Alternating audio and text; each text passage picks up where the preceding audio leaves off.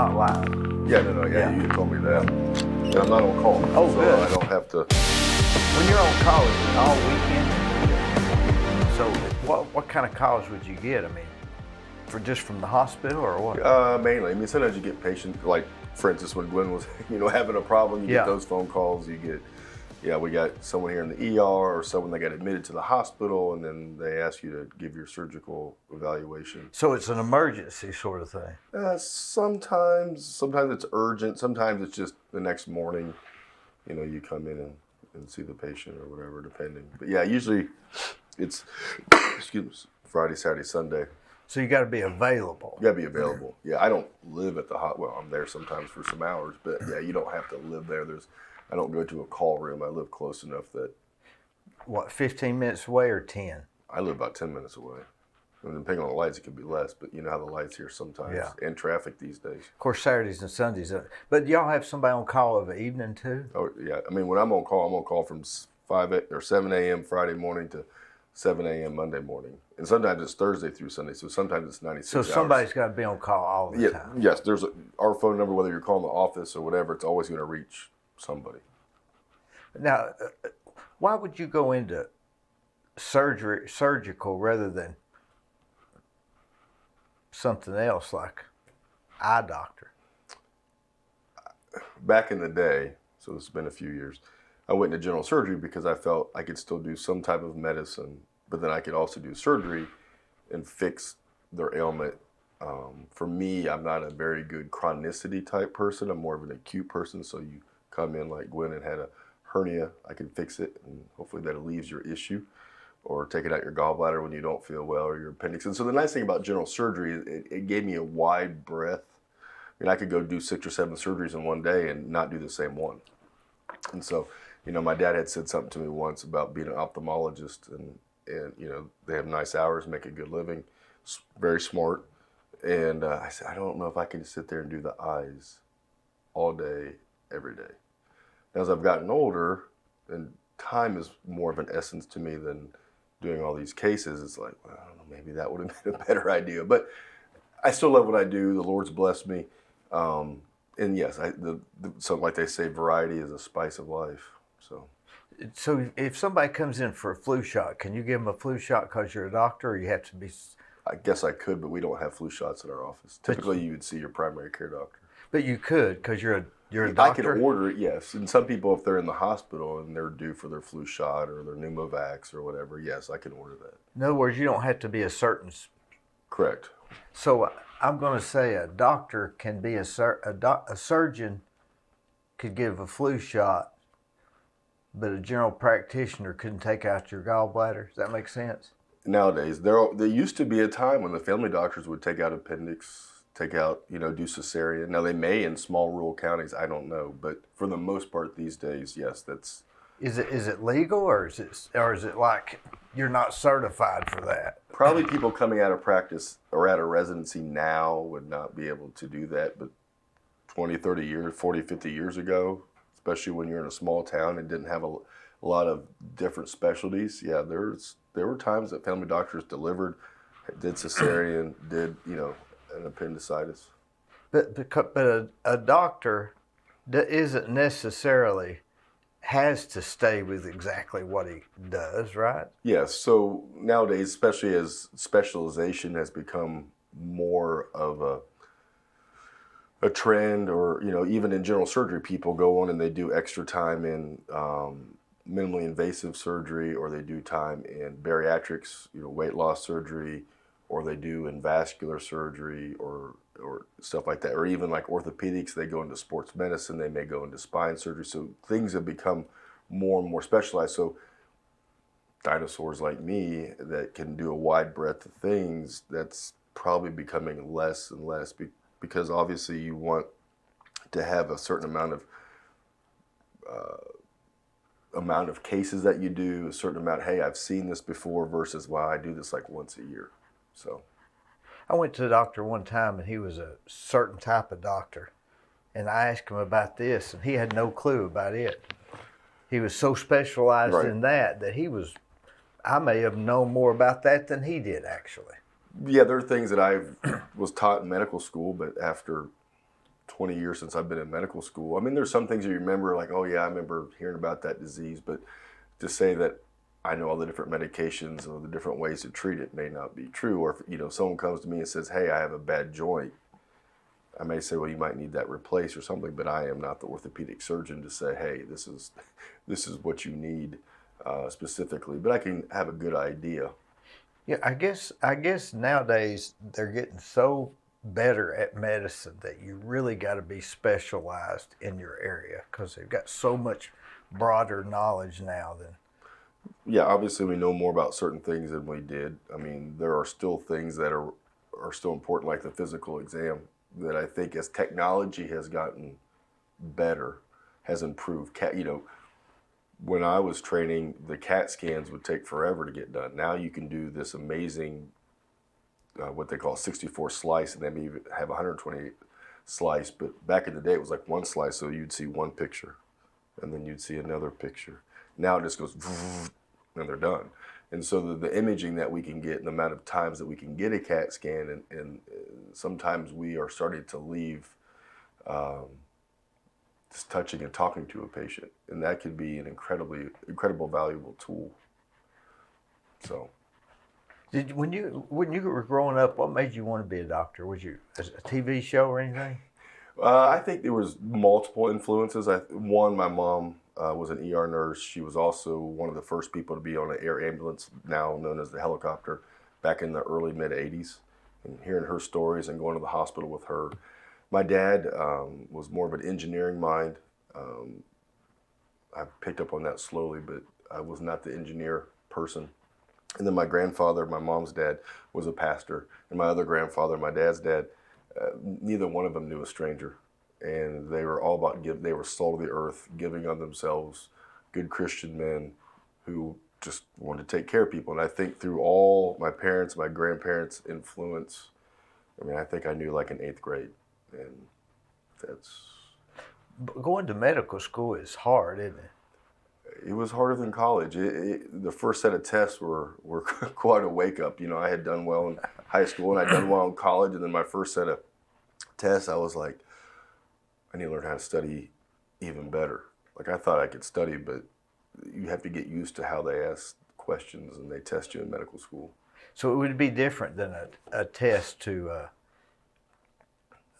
like an English test, yes, or something. Yes, quite different. I mean, but the nice thing about it is I was studying things that I wanted to study. You know, you may go to high school and you take classes like, oh, I don't like this class, I don't like this or that.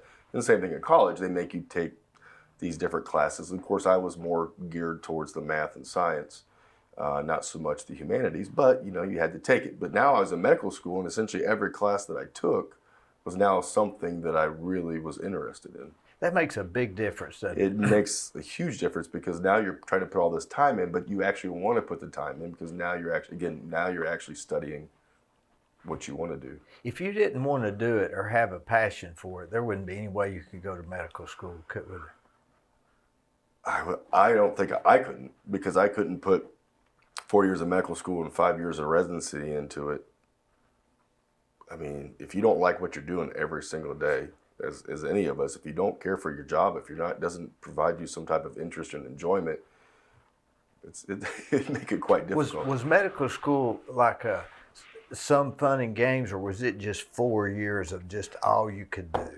So the first 2 years of medical school, we were all in the same classes. So everybody was on the same schedule. Now, so where did you go at? I went to University of Cincinnati. Great school. But everybody was on the same schedule. So everybody knew when we had tests. So, you know, several weeks, not days, but weeks before the test, you know, everybody was starting to gear up and really start relearning and learning the knowledge that we had been taught in the books and as well as in the classroom. And then after you had the test, everybody had a little fun. And then it was back to the grind again. But the nice thing, again, we were on the same schedule, so there wasn't like, I wonder what so-and-so's doing. I wonder what so-and-so's doing. Like, we would play basketball 2 or 3 times a week. Great way to, you know, for me to relieve stress. Worked out, not so much anymore, but worked out then, you know, so we had good, healthy ways of you know, getting rid of that stress. And then we could have camaraderie and we could commiserate with each other. And then the second 2 years were all clinicals. So at that point, everybody started changing. You know, someone would be doing OBGYN and someone would be doing surgery. So not, you know, that made it difficult as much, you know, to get together. But I loved, you know, I loved college and I loved medical school. I mean, those were great 8 years, and so. But the residency is just where you go and just shadow people. Residency, so yes and no. So you know, for general surgery, it's 5 years, and so you know your first 2 years, it's you get a little bit more beat on, you have a little bit more grunt work. You don't get to do all the surgeries and learn all that. You kind of, you know, work your way up. Like if you're an artisan, you know, you know, if you're going to be a bricklayer, the first day you're coming out, you're not putting the bricks on the house. You may be mixing the mortar and kind of working your way up. And it's kind of the same thing in general surgery. And so my first 2 years, I don't know if you know, but there was a law that came out that said that residents could not work more than 80 hours a week. And so for my first 2 years, that was not in effect. It was a law that came out of New York, but that's a whole other story. But there were times I was on a couple of rotations where I was on call. I had to be available for 2 months straight. Like I carried a pager for 2 months. Those were long. But when I got done, especially after like an ICU rotation, there wasn't a person that came in that I didn't think I could take care of. And then in your third and fourth and fifth years is really when you start operating more. You get, you know, they give you a little bit more respect. You take on some more responsibility. You have other residents below you that you are now supervising. And it was, if you were soft, it was going to be hard for you. If you didn't have a backbone, if you didn't have a little something to you, they could beat you up pretty good. So you had to go without sleep a lot, I guess. Yeah. There was a time during my third year. Well, it wasn't my first daughter was born. I have a couple stories from that, but I had been up all night, and I finally got to bed like at 3, I don't know, midnight, 3 o'clock, whatever, it was late. And then my wife woke me up a few hours later, said my water broke. And then I had my second child, my son, during my chief year, which is my 5th year, I had just gotten to bed. We had just done an organ harvest on the patient that had deceased, that they were, you know, transplanting organs. And I had gotten to bed at 3, and an hour later I got a call from my wife. My water broke. So, and then one time my wife asked me to go get a bottle for our child when she was in bed, because my wife did it all. And I guess I woke up, rolled up a shirt, and then handed it to her because just hadn't slept. And she's like, I'm not going to bother you anymore because you're useless. So yeah, the sleep thing was huge. But you know, you learn. I mean, I can be on call still now, you know, at 47 and get called at 2 a.m. and have to go in, and then I still have to work all the next day. It's not like I get to take the next day off. So that was part of the training too. Is you got to be able to, if you're going to handle it, you got to be able to handle it through the 4 years or 5 years. Mm-hmm. Yeah, and so there's not many general surgeons that I know that are weak. I mean, you have to have some fortitude. You have to have the ability to work hard and to think and I'm not saying other doctors aren't. I'm just saying general surgery was tough in that way. I mean, you had a lot of sick people and a lot of responsibility and you know, multiple surgeries that you had to learn, and you know, but I love it. It's not fanfare and roses every day, I promise you. But is an ER surgeon, that's pretty bad, isn't it? So ER surgeons, what they call acute care surgery, those are still general surgeons that have more of a their practice is more taking care of people that come into the ER, and usually they combine those with trauma services. So the trauma service, if you come in with a acute appendicitis or a hot gallbladder or perforated bowel, they take care of those, and they're primarily based out of the hospital. That's pretty easy stuff, I guess.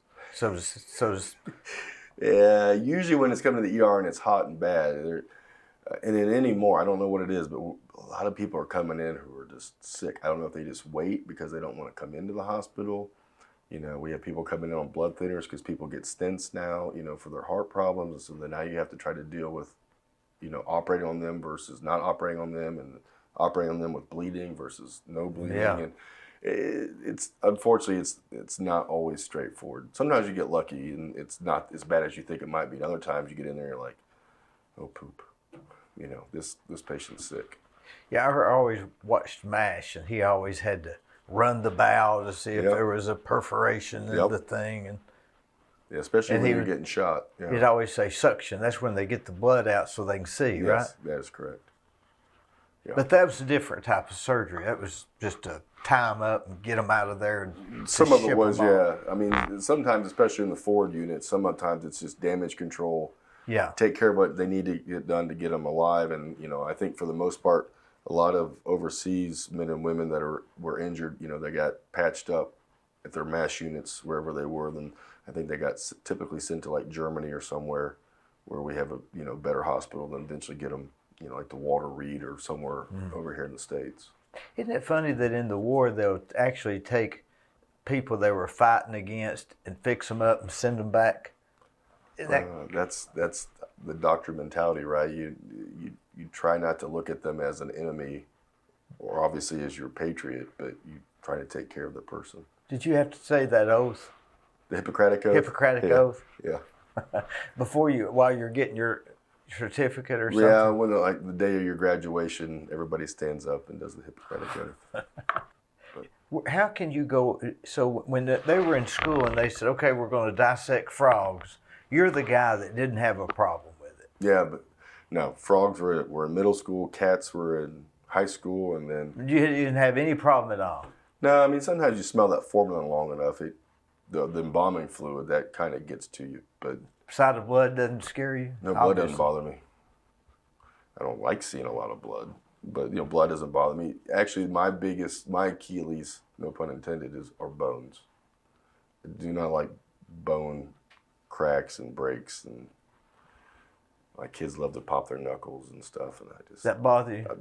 it doesn't like make me ill, but that's not my favorite sound. No. It's like a Yes. fingernails on a chalkboard. Yeah, that's just not my thing. So, most anything else. I mean, sometimes there's some things that you smell in the OR that are not very pleasant, but Yeah. most of the things you get used to. I mean, there's not a time. I mean, I used to shadow, when I was in college and high school, and so I saw things. So I had my moments where my stomach turned, and you get that warm feeling, and you think you're gonna pass out, but thank the good Lord, I got over that part. Just take a deep breath and Yeah. Sometimes you haven't eaten enough. Some people come into the OR and I'm like, did you eat today? No. And I'm like, you need to eat, because then they get lightheaded and they need to sit down and they turn the color of white. And so it's just something you get used to. And I guess maybe I was just blessed. But yeah, you see it enough, you kind of get used to it. Do you think that blood has a real healing powers Well, yeah. beyond our comprehension? I mean, for what we know, right? It's got white blood cells that help fight infection, and you got circulating antibodies, and you have inflammatory and cytokines and things that tell us what to do. You got macrophages that once we get a cut, they start laying down tissue. So yeah, I mean, obviously it helps provide our repair system along with the oxygen and stuff that we need. So the blood has a mixture of Oh yeah. A lot things of that stuff we in there. can't duplicate. Not all the things that we can duplicate. We try to duplicate some of the messenger chemicals that have cells talk to each other. That's if you get let's say you get a kidney transplant, your body is going to want to attack that kidney because it's not its own cells. So we have these different medications that people have to take, so that we tell those cells don't be talking to one another to attack this kidney. Unfortunately, it's something you have to take every day. So there's probably more to the blood that we don't know, but there's The Bible talks about the cleansing of the blood. I think it's not necessarily talking about just sins, but I think it's talking about real cleansing powers. Yeah, I don't know enough about that. Obviously, Jesus' blood is the blood we care the most about that does cleanse us. But yeah, I mean, there's probably some stuff in the Old Testament blood. There's talks about blood with women's menstruation. Yeah. And there's a few things in there about that the uncleanliness and such. But I don't know enough about the Levitical things to speak intelligently about. But it does refer to the fact that blood has cleansing powers. Sure. Do they have synthetic bloods? I think they've been working on such a thing. We don't have that here. I don't know. I have not heard specifically that we have this great substitute that you can give at least any vast amount to, if someone's lost a lot of blood, they were in a bad car accident, they got shot, whatever, and they've lost a lot of blood, that we have this great substitute to. We have things to try to help you clot faster and stuff like that, but I've not heard of this fake blood yet. So we're really limited. I guess that's the one advantage to blood assurance or something, right? Yeah, that's huge. Having that available is very important. But what did they do before that, I reckon? I wonder when they started that. Probably when they knew about different, because, obviously if you're a B and I'm an A and I give you blood, you're going to have a horrible reaction or you could die. So obviously we had to understand that there's an A and a B and an O, and there's an AB and there's a RH negative and RH plus or positive. And so obviously giving certain blood to certain people would be a huge problem. When they have the AB and AB positive, what's the positive mean? So it's called the Rho factor, and it's just another part of, and there's other more minor factors that they look at, especially if you're going to get a transplant. But obviously the blood type A, B, AB, and O, along with RH positive or negative, is just another. So, minuses can give to pluses, but pluses can't give to minuses. It creates an antibody, and so then it attacks it, and then it can, like I said, if there's enough of it, it can lead to a clotting issue. I bet you that 1 out of 50 people don't know their blood type. That's probably true. Because my wife and I would sometimes be like, okay, which one of the kids A, one of them's O, and one of them's, Yeah, even you just don't think nothing about it. Yeah, we should have it, it's so important, we should have it tattooed on our arm. Well, if you're in the military, sorry. Oh, is that what the dog tags are? The dog tags will have what your blood type is, I believe. I didn't know that. If that is wrong, you're welcome to let me know, but I thought that they said what they were. I bet that is right. I bet that's what they have. That's how important it is. What else would it have on it besides just your name? It has your name. I think they used to have your religion on there. Oh, really? I think so, but I've not worn a dog tag. So. That'd be an interesting thing. What is on the dog tag? May have your military ID number. Emergency phone call. I think they're going to call your mom when you're overseas. In Vietnam, yeah. That would be. Now, like tomorrow, what will your schedule be? Will you get up and head to the operating room, or will you go in the office and say, okay, what's up? Yeah, well, most days, like tomorrow is mostly office. So I'm in the office in the morning and then in the afternoon, same as Tuesday. And then in the mornings, like tomorrow morning, I have to do a colonoscopy, before I go to the office. Thursday's my main operating day, but I work in other cases at different times throughout the week.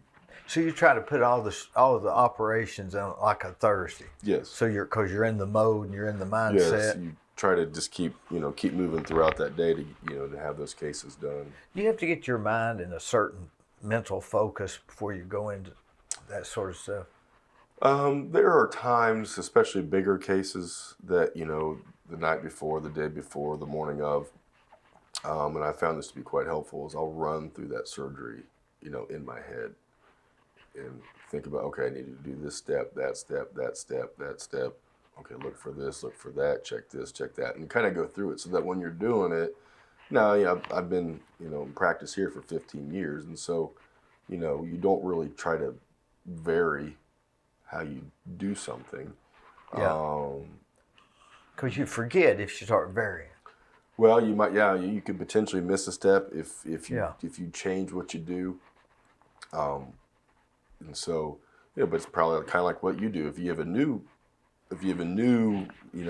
addition or a new, construction, you can probably do it the way that Dee Burris always builds something.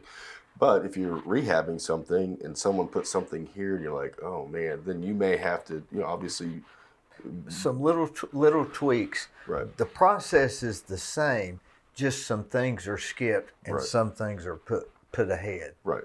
And you may change. And so if I get in there and someone's abdomen's anatomy is a little bit different than what I would expect, then you may have to change things. But yes, the end result is going to be the same. It's just how you get there from A to B might be a little bit different. And you can't walk in and say, okay, where's my checklist?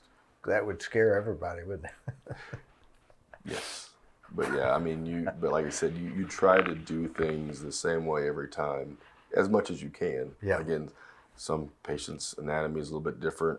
If they've had previous surgery before and they have a bunch of scar tissue, that could change things.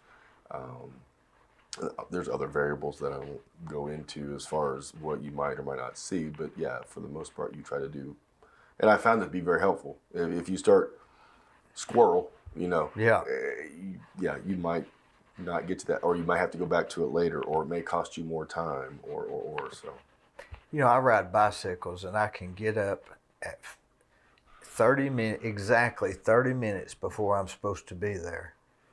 And I get my bicycle off. I put my shoes on, get my bicycle off, get my radio, get my Garmin, get my helmet, pump my tires. And if I deviate from that regiment, I'll get out there and start riding and realize I forgot my gloves. Or forgot my glasses. I've gotten out there before and didn't have a helmet. And it was just a matter of deviating from the... Right. Do you think that helps us in more than just that? I know people that don't do that on anything in their life. And I just can't live. That's like chaos. Yeah, for me, my morning routine is about the same. I do this, and this. And then other time, you make sure I leave certain stuff in the car. That way I don't run out in the middle, at 6 o'clock in the morning and drive into work and you're like, oh, I don't have my badge. I don't have my computer or whatever I may need for that day. So where do we learn that? We born with that, or is that something that we've... everybody's a little bit different. Some people are very, very the same, precise every single day, and some people just maybe fly by the seat of their pants. I can't do that, not with what I do, and I can't imagine with what you do. Can't do it. You can't do that. So I'm too busy to not to stop and think. Right. Do you ever watch Get Smart? No, I know what you're talking about, but no, I never really watched that. Well, that's really funny. It has a real parallel. It talks about, he always says, we've just learned that chaos has infiltrated the headquarters. Mm-hmm. What they're meaning is somebody's bringing in chaos. That's the name of the group. But okay. Chaos is coming in. Right. So get smart. That was the parallel. Right.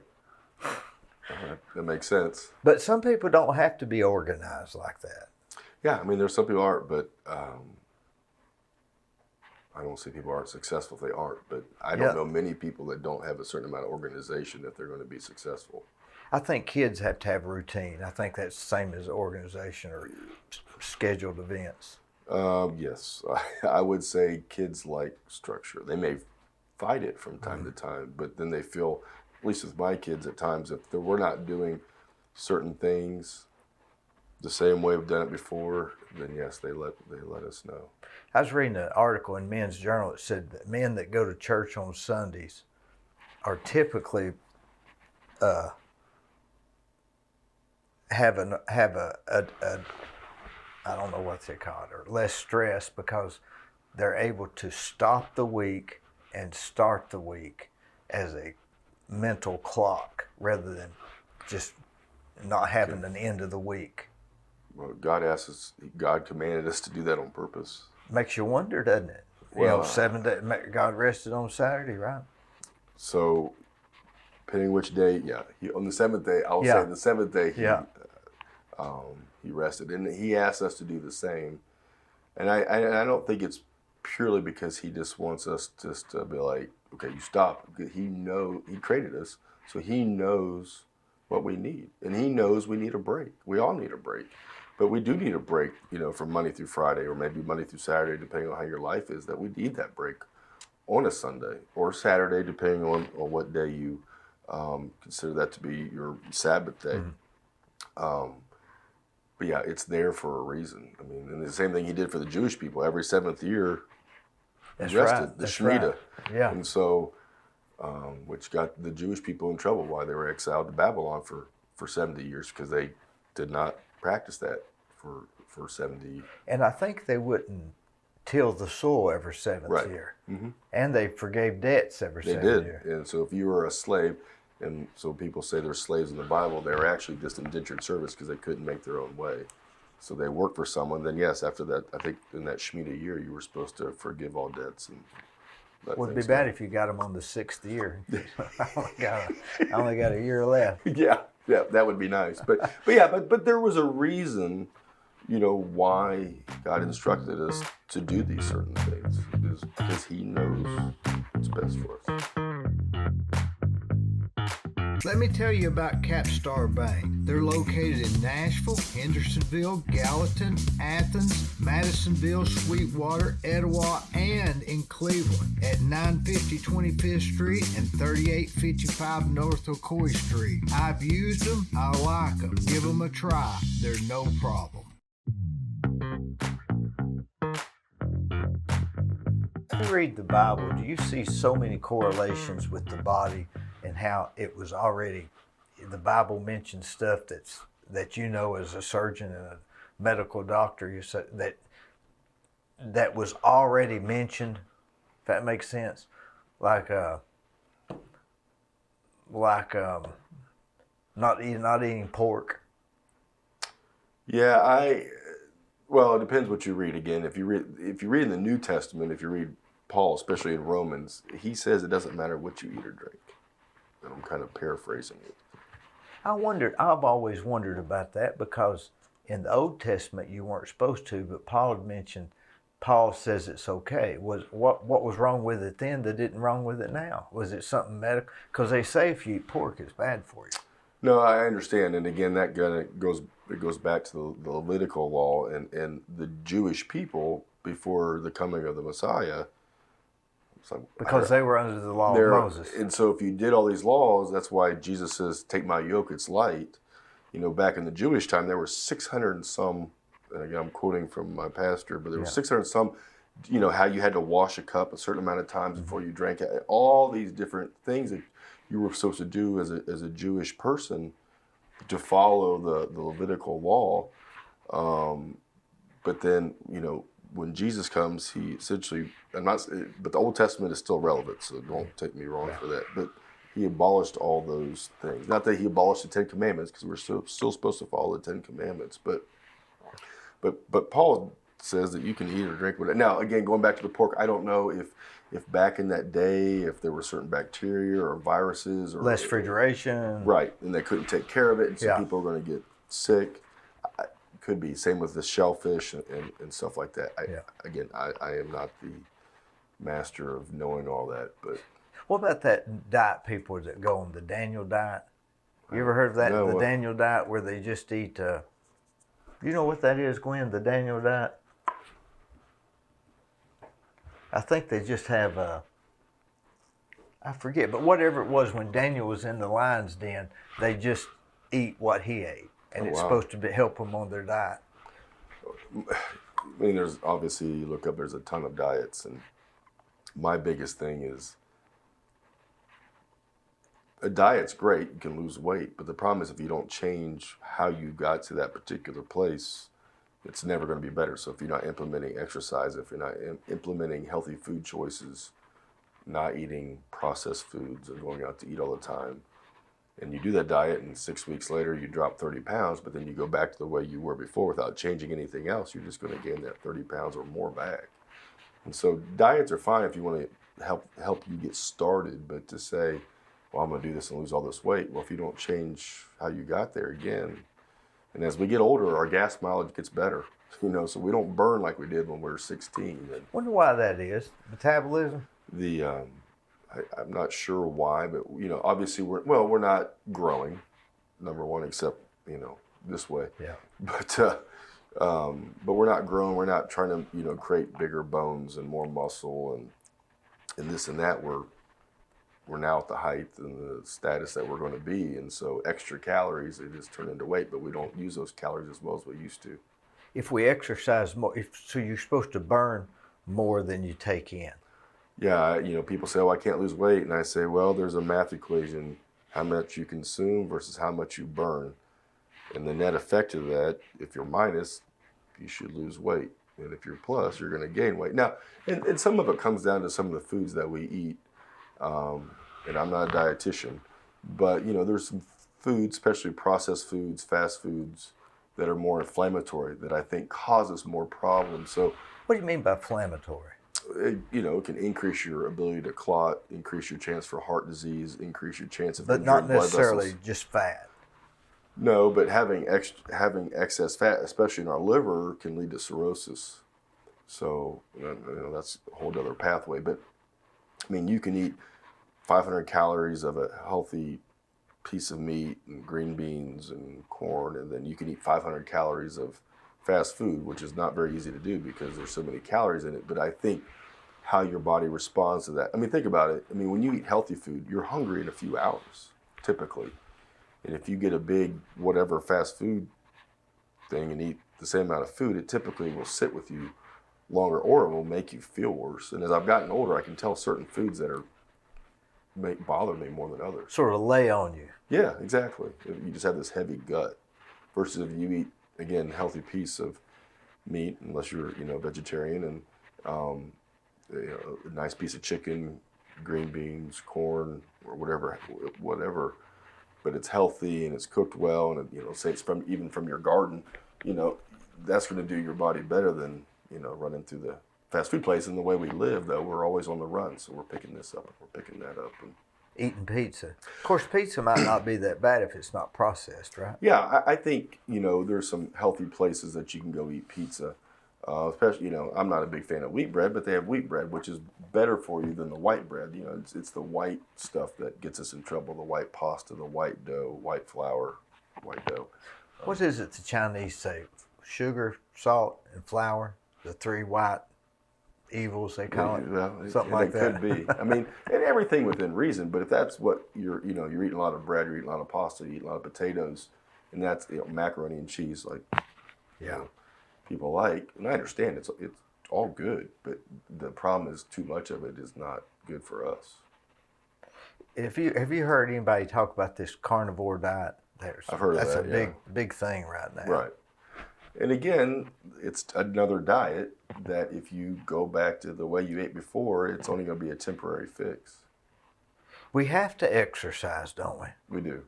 When I get back from riding the bike, I feel like I've been taking a drug. I feel so good. Yeah. Just called endorphins. They're great for you. I think it's the blood running through your body. It maybe filtering out or something. Yeah, I mean, I think you're getting rid of stress. I think you're getting rid of some inflammatory changes in your body. And your brain is amazing. You have, this dopamine release, and that kind of, like they say, the runner's high. They run enough, they kind of get this euphoric feeling. I mean, probably the same thing with, you ride your bike far enough. Yeah, it's a one. I was thinking if Michael Jackson had started riding a bicycle, he might be still living. Potentially. Because that's better than, I think if you do a lot of exercise, you can about eat whatever you want. No, it does help, and I think your body gives you a little bit more forgiveness because it's trying to use those calories. But I don't know how exercise would have helped the extra dipper van that Michael Jackson got. That's that stuff that puts you to sleep. Mm-hmm. And I went to the hospital one time. They gave me some of that, and man, I could get addicted to that. Well, it was, I mean, it's people say, that's the best 20, 30 minutes sleep I've ever had. Yeah. You're out and you're awake. And so people are like, I don't mind the colonoscopy. It's the thing you got to do the day before where you have to take that prep. Yeah. So you do colonoscopies too? I do a few. I don't do as much like the gastroenterologist, but, there's some patients that I have that want me to do it, or sometimes it's for insurance issues. Sometimes their other doctor doesn't do it. But yeah, I don't do a ton, but I do some. Now, you said you just got back from what, fishing? Mm-hmm. Where'd you go? I went and saw one of my old bosses down in Daytona, and then we went down to Port Canaveral, took a charter out of there. Like just 2 days or something? I went down Friday. We fished pretty much all day yesterday, as you can kind of see depending on how that show. I guess you can't see it. My cheeks are pretty red. Around my eyes are back to white because I had sunglasses on. But yeah, it was great. You know, those short trips to me are better than the long ones. It's kind of was nice because I worked 12 days in a row, and so I kind of had that to look forward to, and the weather was fabulous. Hot, but it was fabulous. Did you stay in a motel or what? No, my friend, he has a condo there on the beach, so it's a little over an hour drive to Port Canaveral from where he lives. So you got in a whole day of so you traveled down there, got up, fished all day, went to sleep, and came back. Came back today, yeah. I had to get back. A wild weekend. So the guy that picked me up, he lives in Dayton, Ohio.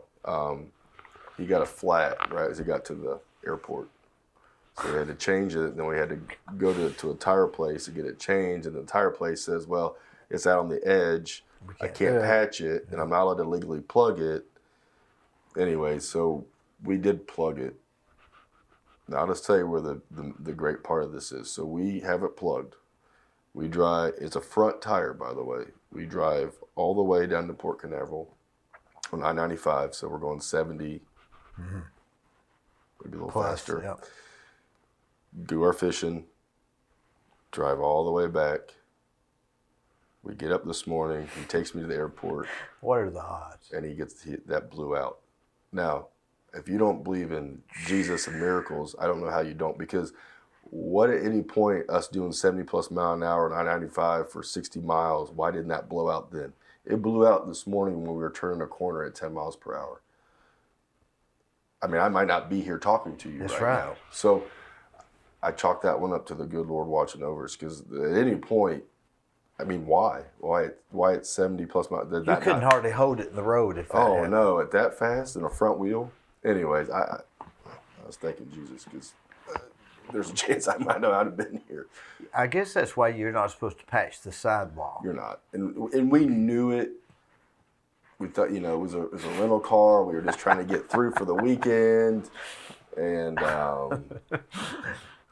anyways, but yeah, there's a reason why. I guess so.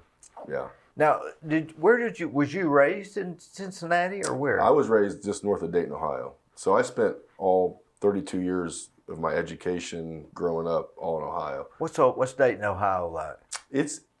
I would say it's an older looking Chattanooga, except there is a river that runs through it, the Miami River. But as far as population size and surrounding, suburbs, it may not be now, but at one time it was more of like a Chattanooga. A little less population, maybe? No, it's probably every bit the size of Chattanooga as far as population, especially if you count the surrounding suburbs. How far is it to Dayton, Ohio from here, if you drive? It's 390 miles. So 6 hours, 7 hours? 6 hours. You go home much? Depends. We usually go home a couple times a year, and then my stepdad and my father-in-law passed away within like 2 months of each other during 2020. So we were rehabbing my father-in-law's house. So we went up there quite a bit. But yeah, we try to get there a couple times, once in the summer, which I'm not sure if that's going to happen this year because it's just been crazy. And then we try to get it for the holidays. It's hard to get time to do stuff like that, isn't it? Well, between your work schedule and taking care of stuff at the house and your kids' extracurriculars, yeah. How old are the kids? 18, 16, and 14. So yeah, I have one starting at UTK this year. Mine are 21, 20, and 22. Yeah, so I think my oldest son has come down there and shadowed with you or one of those people in your office, because he's trying to decide if he's going to be an MD or a PA. That's a hard decision, isn't it? Yeah, I mean, obviously one is 27 months long, and the other can be, is a minimum of at least 7 years. So, obviously different incomes and different responsibilities to some degree. And I mean, in Tennessee, at least depending where you work, you know, PAs can do a fair amount similar to like a general practitioner.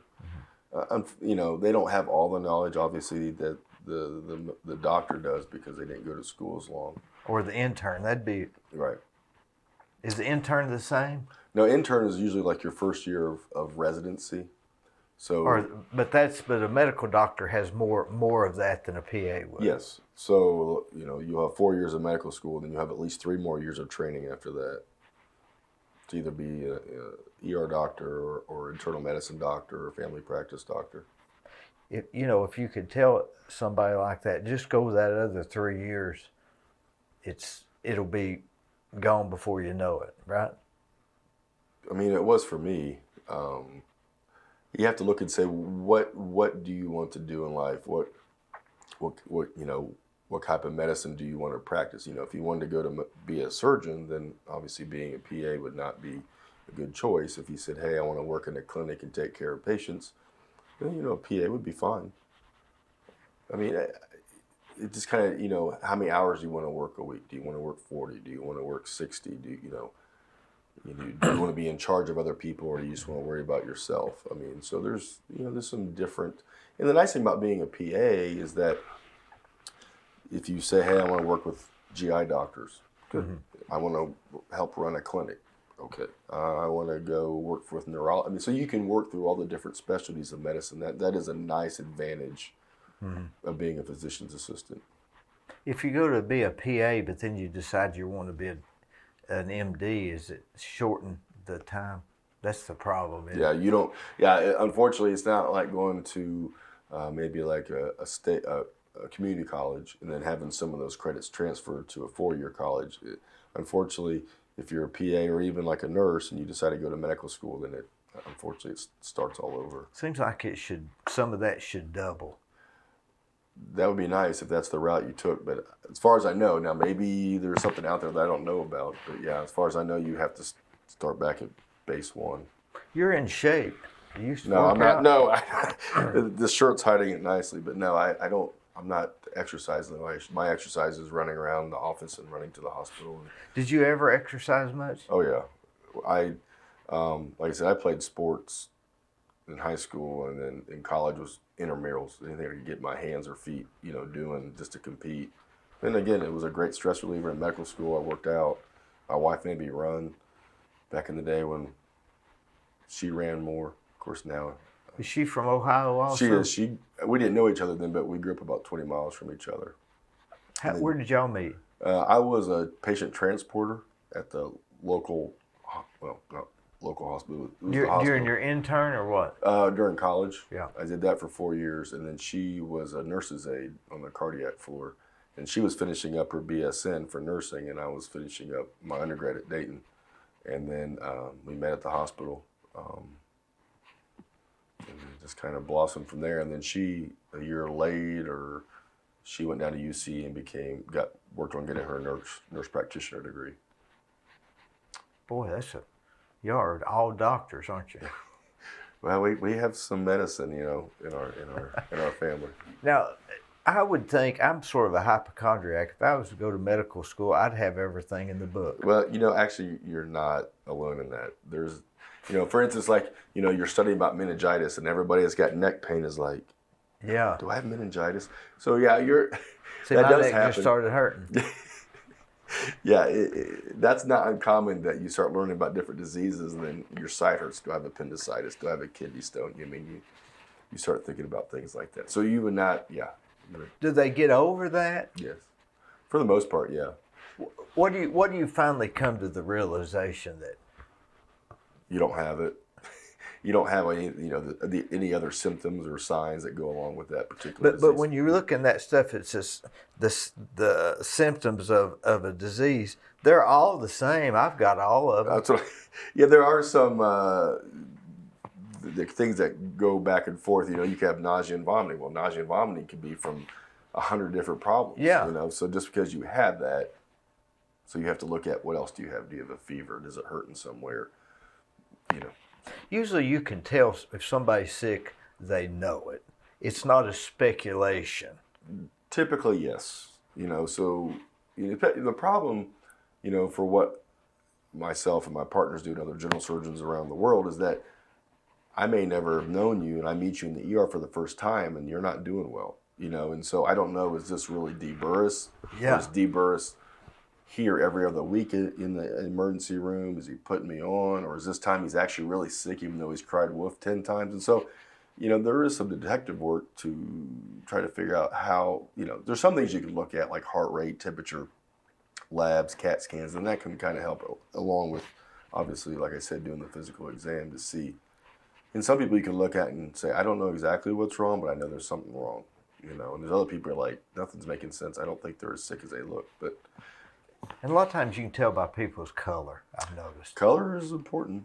If you ain't got, if you can tell that kind of that clay look. yeah, no, that's not good. Or the gray look, yeah. When you look, we call it the Gestalt. I think it's German, but you kind of look at someone and kind of get the whole overview of a picture of them and kind of say they're sick, they're not sick. Yeah. A lot of it is anxiety, right? There's a fair amount of anxiety out there, yes. That can make you sick, right? It can. It can make you feel like you may be having heart problems. It can make you feel like you're short of breath. Obviously kind of shaky. So yeah, there's different reasons. You ever read Poor Richard's Almanac? No, I've heard it, but I have not read Boy, it. it's really good. It said that in one of his passages in there, it says he's known more old drunks than he has old doctors. I think what he was saying there is just be happy. Right. That's a good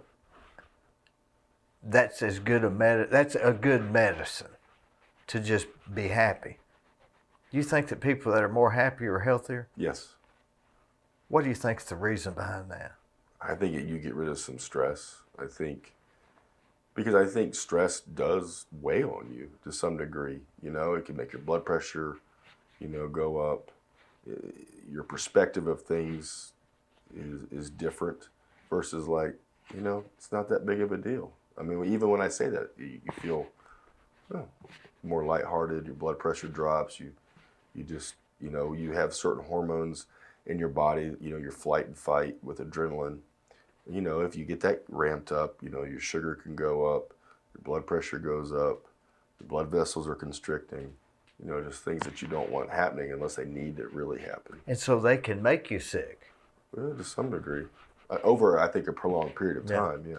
I don't think being anxious once or twice is going to hurt you, but if you're living in that constant, and a lot of people don't realize that they're living in that, I call it negativity.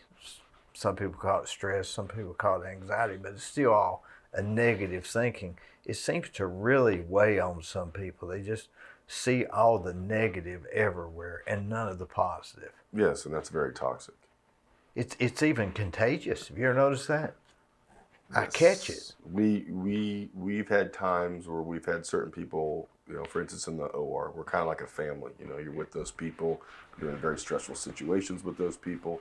And so we kind of, I don't want to say live and die with each other, but, we go through some stuff. And there's times where people kind of stir the pot like, this place is doing this and this place is doing that. And then you start buying into it.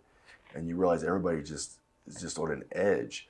And then, for whatever reason, they decide to move on or whatever. And all of a sudden people leave and you're like, This ain't so maybe bad. it's not as bad as we thought. And you can kind of just feel this lighter mood and it becomes more enjoyable to work again, versus that stress. Have you ever noticed somebody will say, a friend of yours will get a certain type of vehicle, and then all of a sudden you see that vehicle everywhere? Mm-hmm. Oh, yeah. And you didn't see it before. Yes. So if you're around, so it's not that those vehicles are there anymore, it's just you're noticing. Correct. So if you're around somebody that's negative, you start seeing negative. Mm-hmm. If you're around somebody positive, you start seeing positive. That's true. It makes you wonder if it affects more than just perception. Like what was it that guy, Earl Nightingale, said, whatever's on the inside will be on the outside. And maybe vice versa, whatever's on the outside may get on the inside. Yeah, no, I would agree. Yeah, if you let that continue to consume you, yes, then that's what you become. That's why they call it toxic. It really is. Have you heard these stories of people that were real sick and they go on they were going to die and they go on this vacation and they relieve all their stress and they come back and the disease is gone? Is that just myth, or is there actually cases like that? I have not heard that.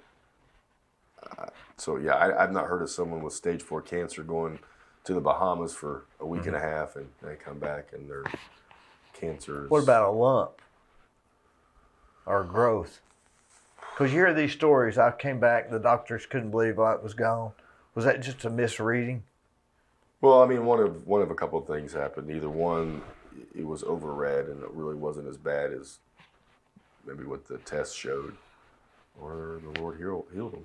I mean, and that can happen. I mean, some people say, well, I'm not going to do anything. I'm going to pray for a miracle. And that can happen, but God also uses the medical community to assist you in getting you better, I believe.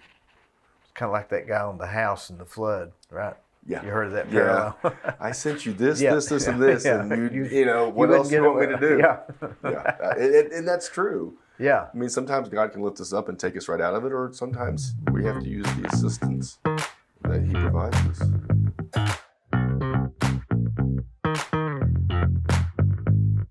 Hello, I'm Dee Burris, and most of you know me as a general contractor. In October of 2020, I started a podcast that I call The Discussion with Dee Burris. Each week, I have conversations with interesting, informative, and fascinating people from Cleveland and Bradley County and the surrounding areas. You can watch the discussion at deeburris.com on YouTube and Facebook, where we would ask you to please subscribe, it's free, for updates and notifications of new shows.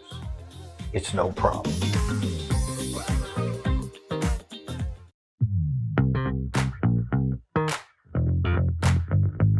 You know, it makes you wonder how much of our thinking affects our physical health. A ton.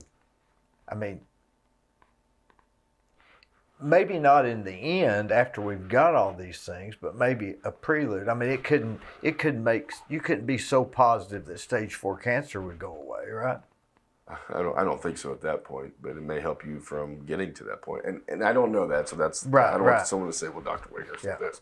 But we're just solidifying the fact that positive thinking has positive outcomes. Well, I believe it does, and I think it can help you with more stressful situations if you have a positive outlook. If you don't let the little things, chew you up. It's very easy, especially when I'm on call and you start getting one phone call after another, and you're like, Should I go? Should I not go? Or they want me to come? Do they not want me? yeah, which one am I going to do first? And I got all this stuff to do, and I don't why, and then you step back, or what I've learned a couple of days later, and you're like, it all got taken care of.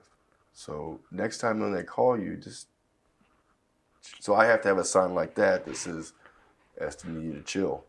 Eston, you need to chill. You need to chill. It'll be fine. You'll take one thing at a time.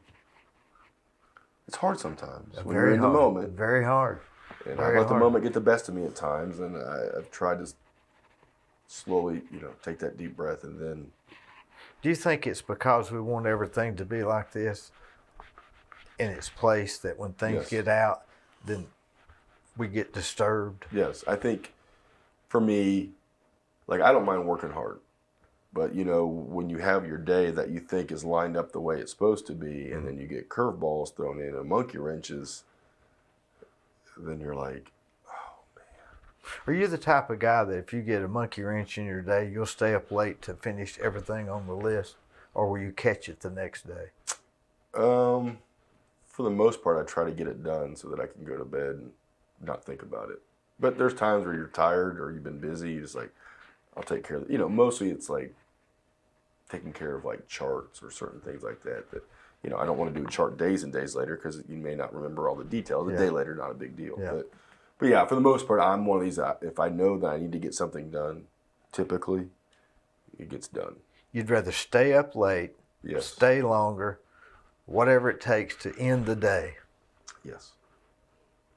Yeah, I don't like things hanging over my head. I can't stand things. I call them punch list in my business. Right, I don't know right. what you'd call them in yours, but man, they just drive me crazy. I'd rather just go right now. Yeah. Get it over with. Well, yeah, and I would too. And so, sometimes there's a phone call you gotta give, or a text you gotta give, or and you're like, I don't really want to text that person back because they're not gonna like what I have to hear. But you gotta do it at some point. So do you sometimes people text you and say, how did that come out? You got to answer them? Sometimes when it comes to people though, or patients, like I can only talk to certain people. So Yeah. if people text You me couldn't about, text back and say, sorry, it was stage 4. yeah, no. I would not do that. That's something I try to do in person because that's a discussion. Yeah. I need to be looking at them and talking to them because it's very difficult. And as soon as you say the C word, people's minds go, and it's normal. And I tell people, you may remember 10 to 30% of the things that I tell you from here on out. And a lot of times people are like, I know you talked to me about the surgery, but I don't really remember anything. And I said, well, that's normal. That's not abnormal. That doesn't mean anything about you. It just means that all of a sudden you heard that word and your mind just went 1,000 different places and blew up. Is cancer the same thing that they described in the 50s? Is it the same? I think so. It's the same. Have they not changed like they used to do these X-rays and say this is cancer. Mm-hmm. Now the X-rays are more defined and better, and so maybe they're picking up more cancers that they wouldn't have. Yeah. So we have CAT scans that have become incredibly very good imaging, and now we have MRIs that we didn't have years back, and now we have something called a PET scan that looks for what we call hypermetabolic tissue, meaning that tissue is grabbing more, in this case, sugar. That's what they label it. And so tumors, since they replicate faster than normal cells, that they're going to light up. And so, we have much better things to detect. And we have certain blood tests that if you have certain cancers, that they will be elevated. And obviously we have minimally invasive biopsy techniques that, we don't have to cut people open up all the time to make a diagnosis. So we have a lot better ways to diagnose it. Unfortunately, we have not figured out a way to keep cancer from happening. And so, we try to educate people about screenings, i.e. Mammograms when you're 40 or sooner if there's a family history, prostate exams and blood checks and colonoscopies and stuff like that. Colonoscopy will pick up some cancers, right? Oh yeah, and the problem is that people don't have them, and then and then that leads to people coming in with bleeding or obstructions, a colon mass, and then they're 55, 60 years old, and you say, hey, have you ever had a colonoscopy? And they say no. Well, if they would have had a colonoscopy, I'm not trying to kick them. No one wants to be kicked when they're down, but I try to educate these people and their family members. Hey, you need to make sure that you get this done at the right age because this maybe could have been prevented. Mm-hmm. Same thing with mammograms and this, pap smears and stuff like that. So they still haven't figured out exactly what causes cancer. Well, they know the genetics. Certain genes can lead to certain particular types of cancer. Sometimes there's a family of cancers. And so they know certain genes, for instance, there's something called a BRCA gene, BRCA. And, so if a woman comes down with breast cancer in her 30s or 40s, there's a concern that could be genetically, passed down from mom and dad. And so you can do genetic testing, and that way then you can tell her sister or her aunt, or especially if she has daughters, that to see if they have that gene, and that way you could be more proactive and unfortunately that leads to bilateral mastectomies and taking out the ovaries to help keep that cancer from happening. But to say, we believe it, we know certain carcinogens, i.e. smoking for lung cancer and bladder cancer and stuff like that, and certain like asbestosis with mesothelioma. So we know there's certain triggers. Doesn't mean if you've been around that or been around this that you're necessarily going to get it. We just know that there's a higher incidence of that happening. Correlation. Yes. Not causation, maybe. Correct. And it could be. Could be. But to say that if you're around this, you're 100% chance you're going to get it, it doesn't mean that. I was reading a book here a while back that said of all the averages that people are supposed to be in, that everybody has 2.8 abnormalities that are not necessarily wrong. I don't know. Because somebody could just run high blood pressure. Yeah, and we know that's genetic. Yeah. We know certain type of cholesterols, that's genetic. Maybe some people maybe their body just operates on a higher blood pressure level. And there's some of that too. I mean that they're just wired that way. Right. We don't want it to get too high. Now, someone that lives at a blood pressure of 180, 190, and all of a sudden you back them down to 120, they might feel bad. Yeah.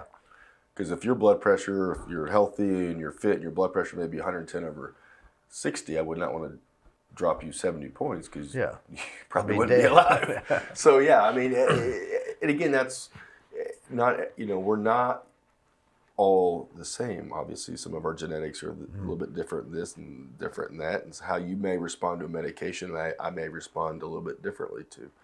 So. Do you think that when you're at work, do you eat at the cafeteria at the hospital every day?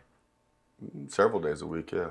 Is it pretty good now? I like it. It takes spells, Sometimes yeah, I understand before I moved here that the cafeteria was really good. Like people would even come there for Sunday brunch or after church. No, it was, Sunday church, and they'd have Fish Friday. Okay. They'd have like all you could eat seafood, I think. I don't know. Again, that was before my time. Yeah, there was a time where it was, and then COVID hit, and we used to have we had Stella there that would have her own separate little area, like you could get sandwiches made and sometimes pizzas and this and that, and then COVID happened, and so that all got changed. But the food there, last year or so, I think is good. I don't know that's gourmet, but I think it's really good, and the way they present it, it's very colorful and convenient. Yeah. Don't have to leave a tip. No, but we have some really super people that work there, and like I said, I think I don't eat there every day just because I just don't eat there every day. But when I do eat there, I think it's good. Now, why did you pick Cleveland? That's a great story. How long is this podcast? We got enough time. No, like I said, I lived in Ohio all my life. My wife had lived in Ohio all her life, and I just.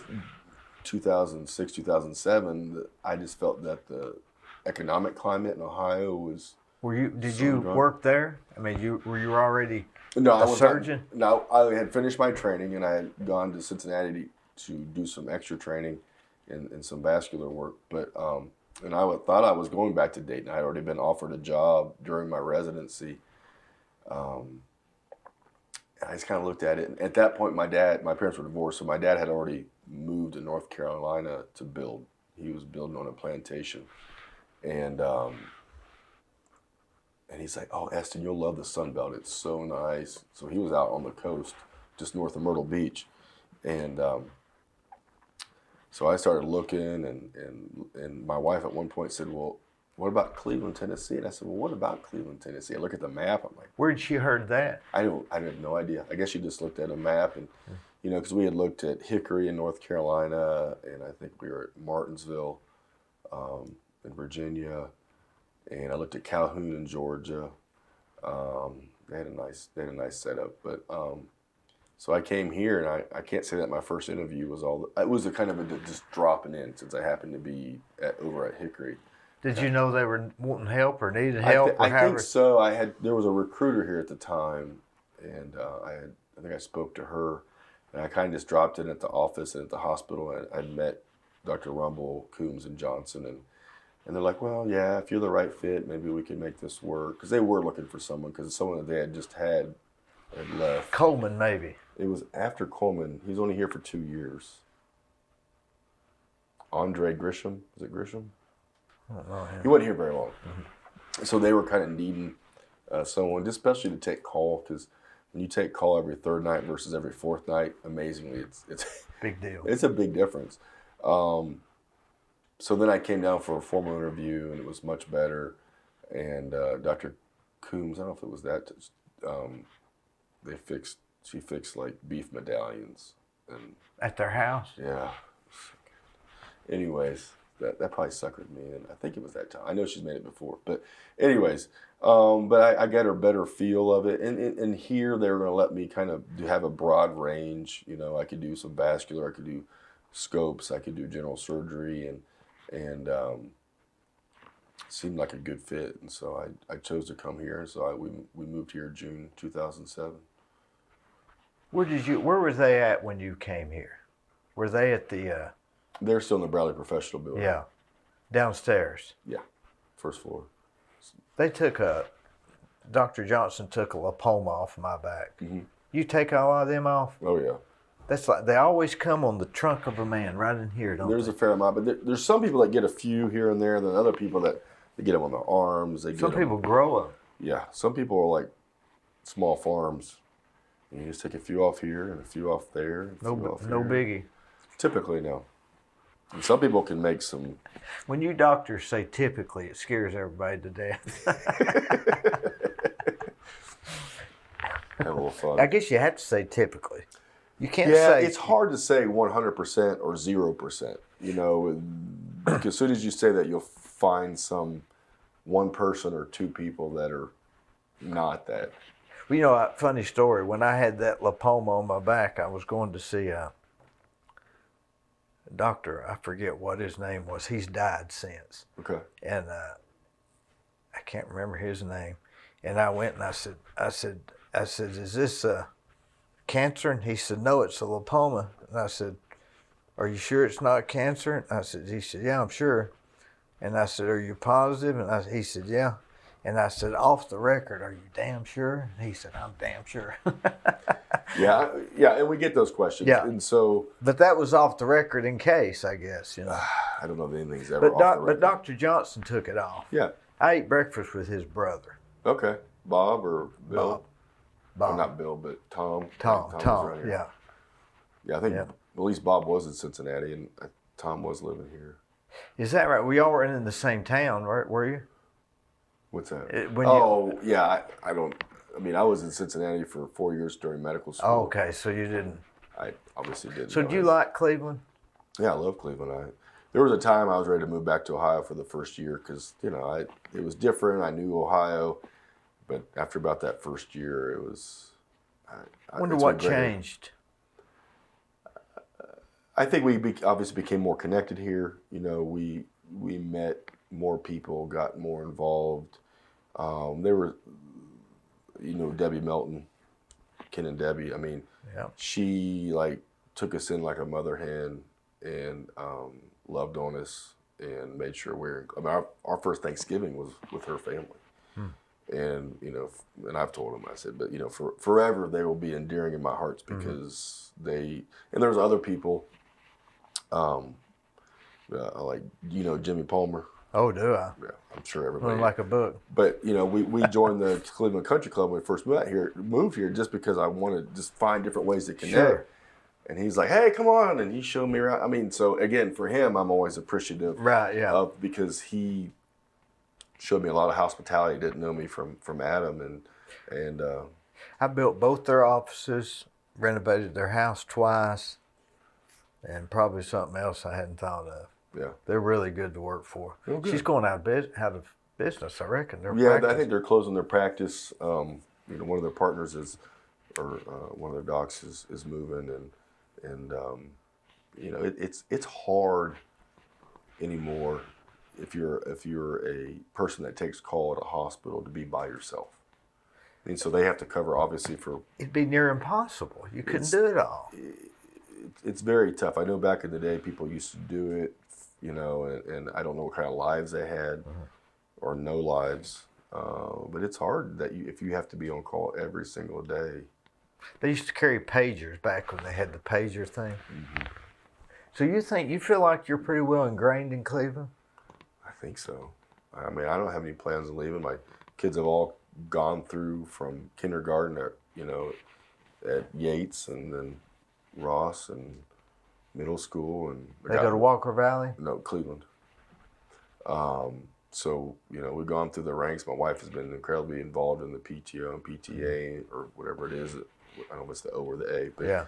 and then junior auxiliary, and she works with Cleveland Medical Associates or Cleveland Family Practice here in town with Thompson and Hayes and Borma. So she works there 3 days a week. So we built our house here. I love Cleveland. It's a great place to raise a family, and I know a lot of good people here. Where do you go to church here? I go to the chapel there at the Old Westmore. Is that what the religion you were when you came here? Growing up, I was a Protestant mutt. So I grew up Church of God / Brethren in Christ. But there was a big Church of God. I guess back in the day, you would have called that a mega church. Yeah. Up in Inglewood, Ohio.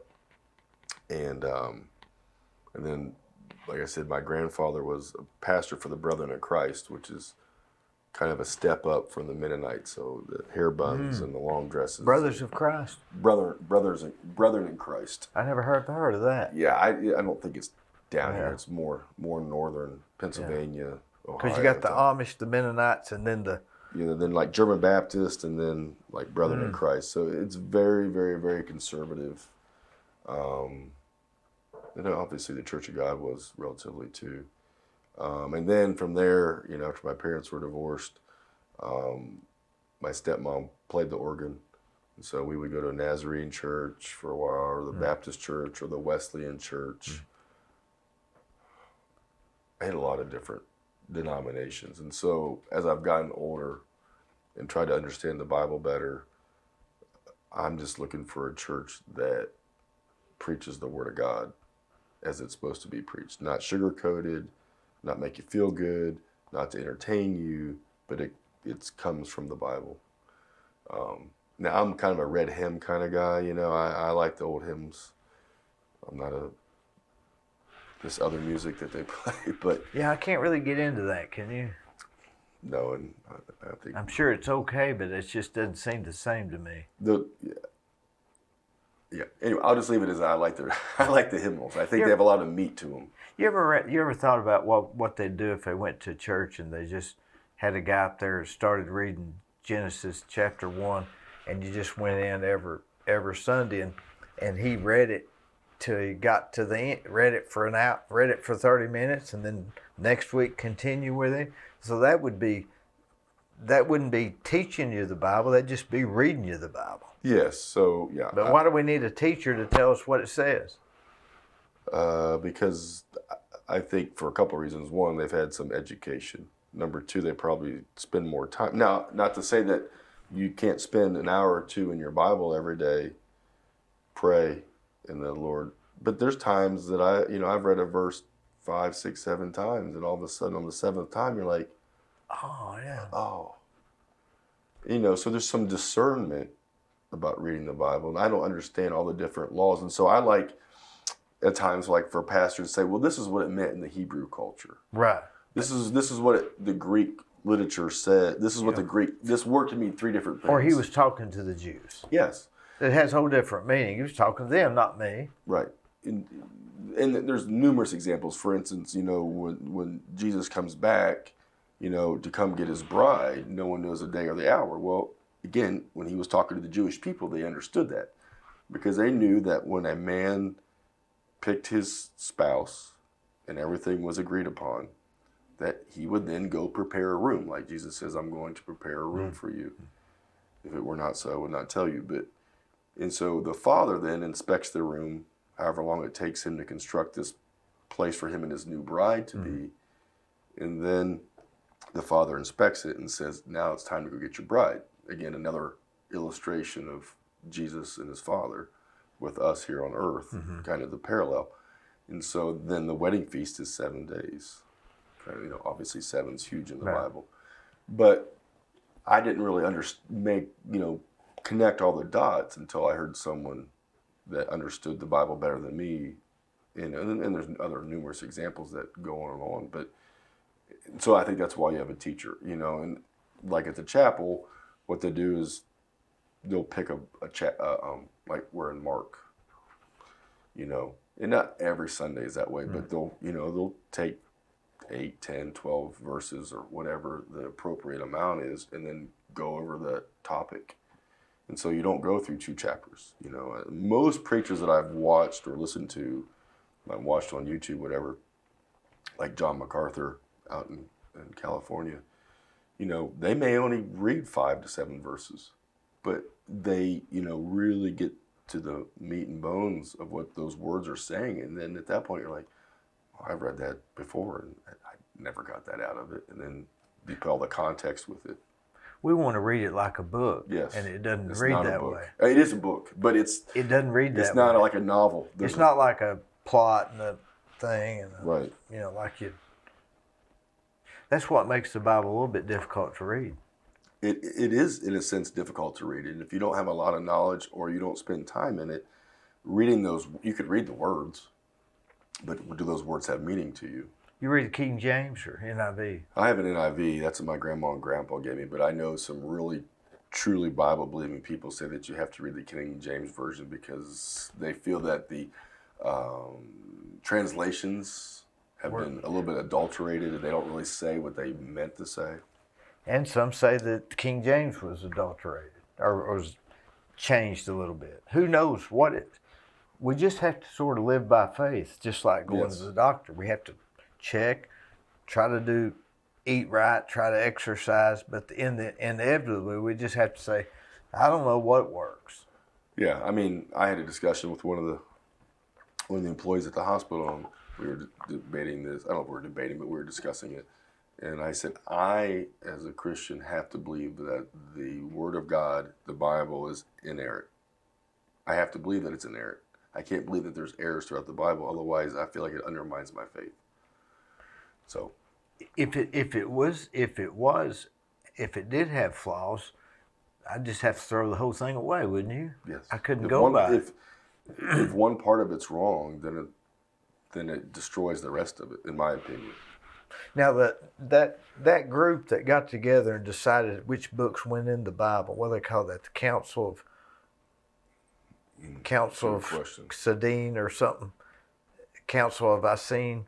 Oh yeah. The Nicene Council. The Nicene Council. They decided which books went in. Mm-hmm. That's why the Catholics had 4 more books. Yeah, and I've heard there's the Book of Enoch and talking about the Nephilim and this and that. And again, And Nephilim's actually mentioned in Ezekiel, I think. Well, I mean that's the big reason why we had the flood.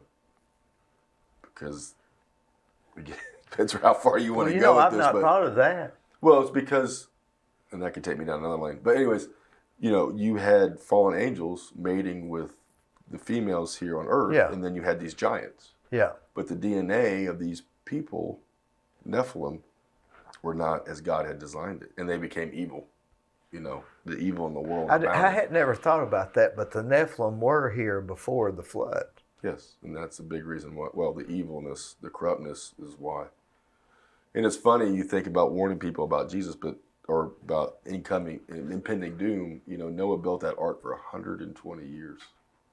At no point did anyone think, He built it for 120 years. That's my understanding. Again, if I'm ever wrong, people are welcome to tell me.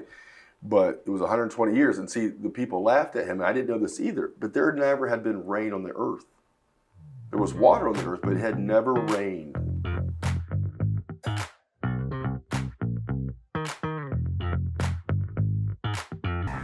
If you want residential or commercial plumbing, give Rick's Plumbing a call. Call Jason or Josh. They'll do you a good job.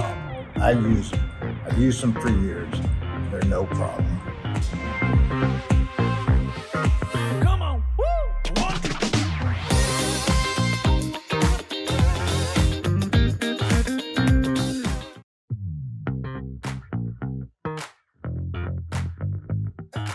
So 120 years. Have you ever been up to see that museum thing? I No, haven't either. and obviously we passed by that, or bypass or go past the area where it's located in Kentucky before we get to Ohio. I thought about going to that Noah's Ark encounter or something. Yeah, like that. he took everything and made it exact replica. Right. I had a guy that went up there. He said that it was really incredible, and you could get a lot of animals. You think it was literal when it said 2 of every kind of animal? So I watched a video, and I think it came from there. It was a little over an hour, and they had a biologist talk about that. And so, and I would refer you to that hour and 6 minute long video to get specifics. Yeah. But they had talked about, because we're dinosaurs here, yeah. But when there's 7 different ways you rank someone. You have genus, species, family, class. There's different ways that we identify what a cat is, or what a dog is. And so you didn't have to have 2 dogs, 2 wolves, 2 coyotes. As long as they were in the same family, those 2, and then over time, obviously, you could get some change. Variations, because obviously we have Dalmatians and we have Cocker Spaniels. I mean, obviously. But then they might have just had 2 dogs. 2 dogs. They may have had 2 elephants. 2 elephants. And they might have been cats. baby elephants. Yeah. It didn't have to be a full-grown elephant. Correct. So I believe there was 2 of every representation of families. And so instead of maybe dinosaurs, maybe there were alligators, or something again. And watch the video, because she spells it out way better than I am. It's been a while since I've watched that video, but yes, I do believe that. Do you think that, being a medical doctor, do you think that there's we're Homo sapiens, right? Right. What about the one before us? They talk about that Neanderthal. That's over my head. Where do you want to go down? Was there really a Neanderthal? No, I don't believe so. It was just a early human. Yeah, we've gotten taller over the years. Well, some things have changed. Our nutrition obviously is way better than it was before. But if you believe what the Bible says, the earth was created 6,000 years ago, not 4 billion years ago. That's a big mystery, isn't it? Well, why would it want to be different? Because Satan would want us to think something else. Again, I will probably be saying things here with you today that we're just guessing. You may get some phone calls on, or I may get some comments on, and that's okay. We'll take them down. It's fine. I don't. Well, you do it. But no, if you believe the Bible, and of course I do. We're only 6,000 years old. And so I've got a theory on that I've never heard anybody say, that I've got my own theory. But God created Adam. How old was he when he created him? He wasn't 2.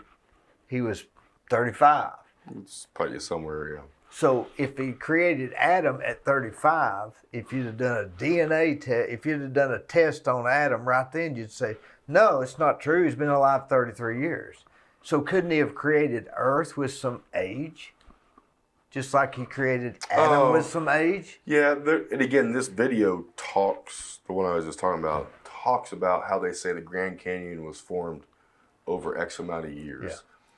Yeah. And they've shown that you can get a big change in certain areas with, changes in the weather as far as water and this and that. Mm-hmm. And so again, the video does a better job explaining that. So, but to say that, we started from cells in the water or some protozoa or whatever, and somehow evolved all the way into this. Now they say, well, it took 4 billion years. Okay, 4 billion years. Okay, well, that is a long time, and no one obviously understands 4 billion years.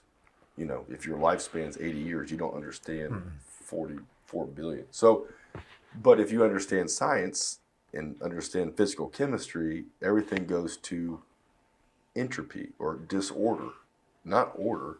I've heard some people say, well, if I put all the parts for a 747 out in the middle of this tarmac, over 4 billion years, would those parts ever arrange themselves into a 747?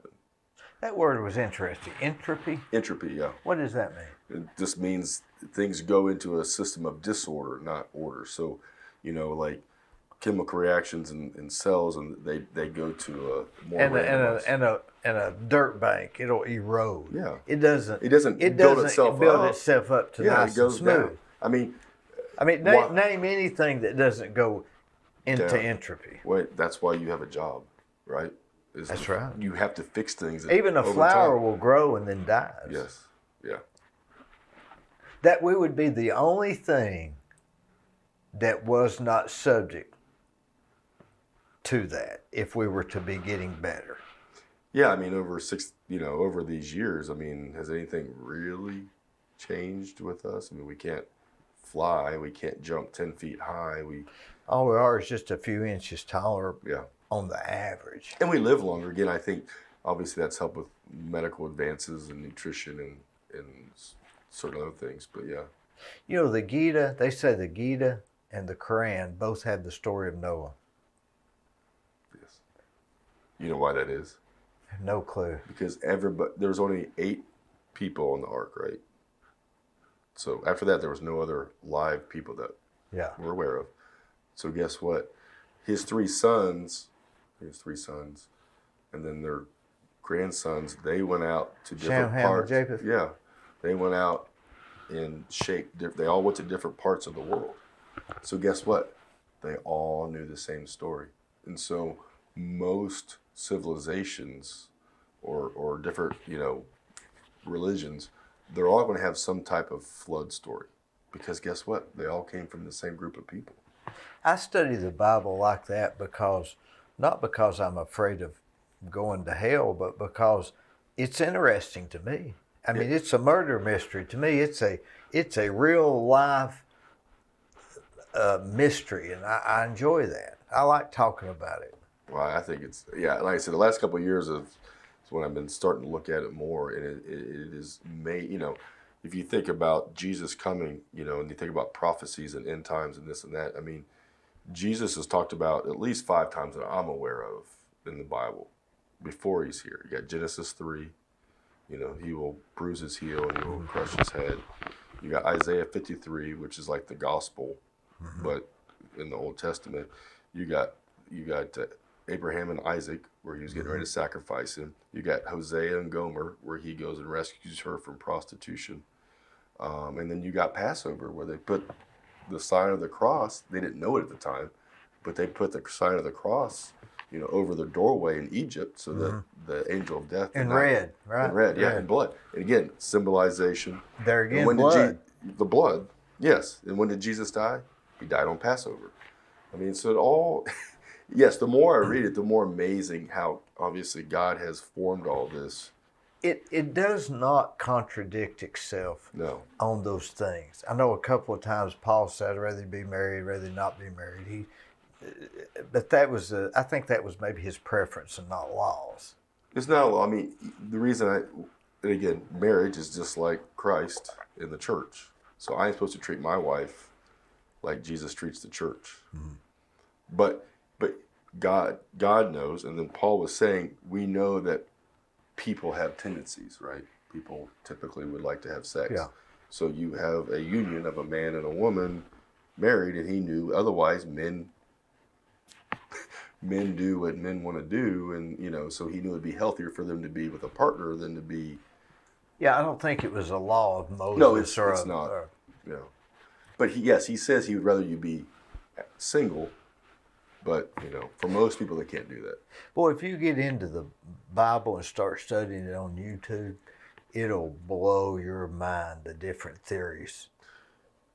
Yeah, yes. Have you seen that about the Bible was talking about, this guy wrote a whole book on it about psychedelic drugs and mushrooms and how the Bible references to God was referenced to mushrooms.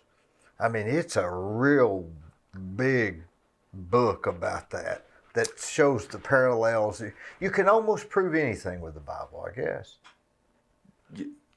People use the Bible. Sometimes they use it to what they want to say. I mean, people will argue that it's okay for you to do this and it's okay for you to do that, but they only take a verse or two and they use it, and they don't. And the Bible is a great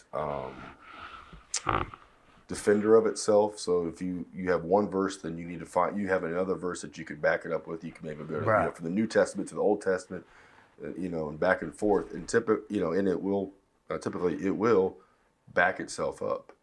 And when people say, well, this is contradictory, well, then you have to look at everything that's being said, the context, and then to say, why do you think it's contradicting itself? It can't contradict itself.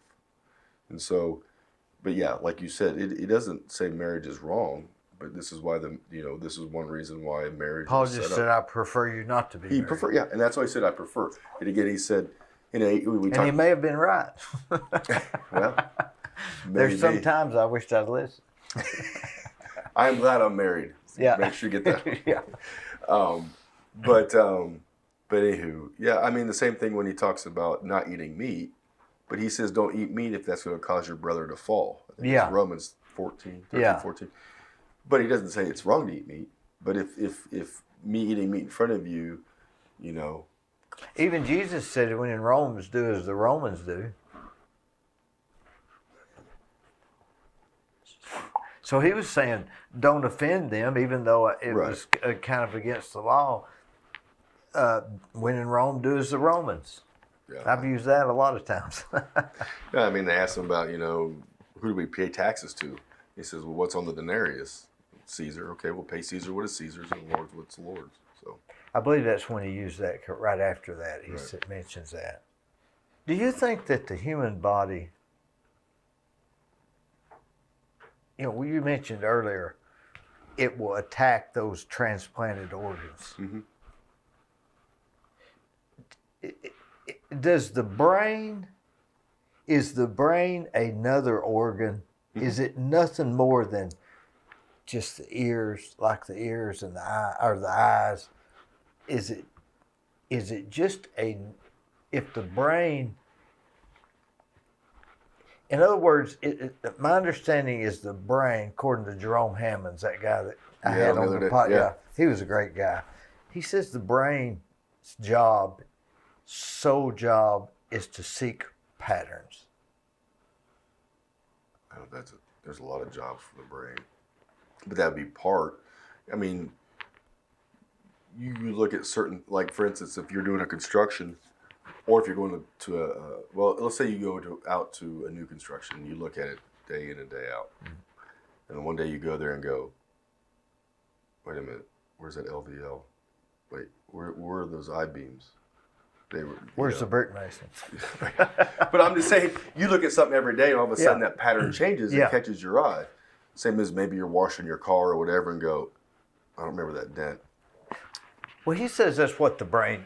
I mean, that is one of its many But the functions. brain has got to be sending us signal that says my foot's burning. I'm standing on a hot pavement.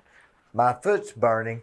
Take it off. So it's got to go down the veins and come back up. So, actually, it comes from the pain receptors in your foot that go up to the brain, and the brain says this ain't right, and then it tells your muscles of your leg To fight or fly. move. Yeah. So how does it send it? Through veins? No, it sends it through the nerves. There's nerves that go up your leg, and then it goes up your spinal cord, and then to the different Is places. there nerves going through everything? Yes.